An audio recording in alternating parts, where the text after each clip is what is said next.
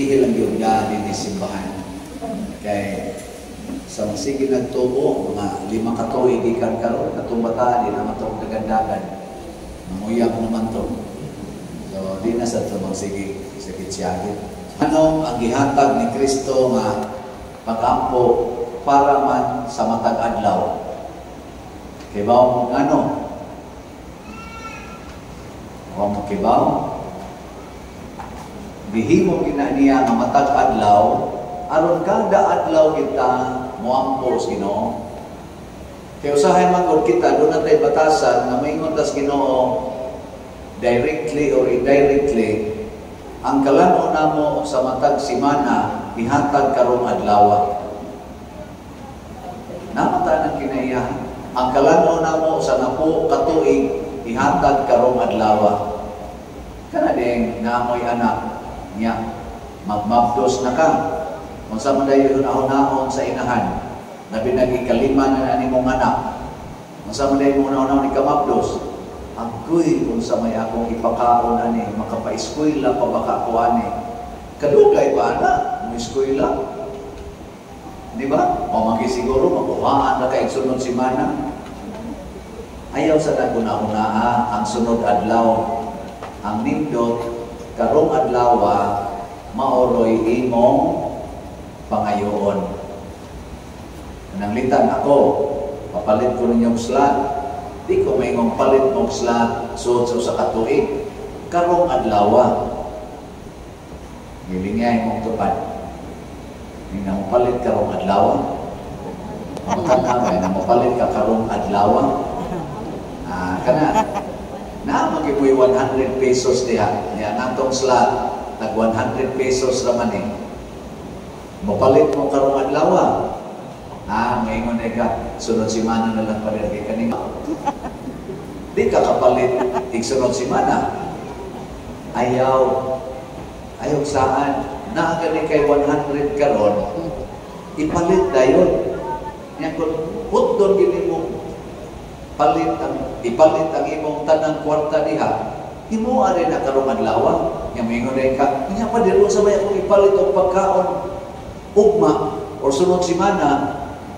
Mao bitag itudloan kas Ginoo nga angkalan o namo sa matag adlaw kay ugma tagaan na sa kas Ginoo imong magamit, imong makaon.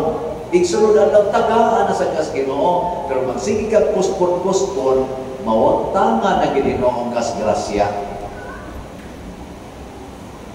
Wala mo nang haluya sa analysis. Mao bitaw si Abraham, sige siya hangyos Ginoo, o man siya maingon, Lord, pwede sunod na lang simana ni mo siya sunugon ang Sodoma. Ningon siya, kung naaron dihay 50 ka mga buutan, imong sunugon, karon yung Ginoo dili. Hangtod sige siyang hangyo, hangtod niabot na lang yung napo. Kung naay napo, Lord, imong sunugon, dili. Niya pag-check up, wa may napo.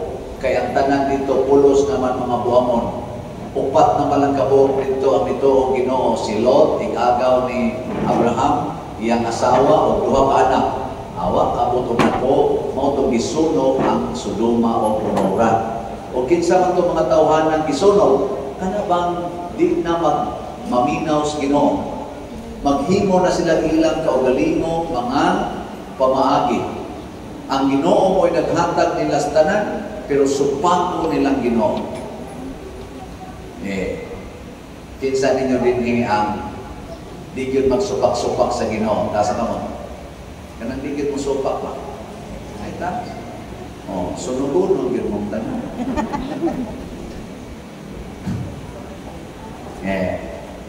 Kung sa baroy na hinungdan nga na aning gubat ni aning kabubot sa kalibutan, tumulan ang pagsupak-supak.